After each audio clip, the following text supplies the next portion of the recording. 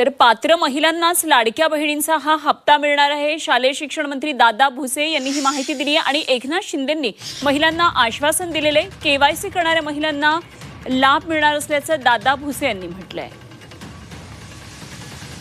तर अमरावतीमध्ये मोठे आक्रमक झाले त्या लाडक्या बहिणी ई केवायसी करून सुद्धा लाडक्या बहिणी योजनेचा हप्ता मिळत नाहीये, त्यामुळे संतप्त झालेल्या महिला आपण पाहिल्या होत्या। मात्र पात्र महिलांनाच लाडक्या बहिणी योजनेचा लाभ मिळणार आहे। शालेय शिक्षण मंत्री दादा भुसे यांनी ही माहिती दिली आहे।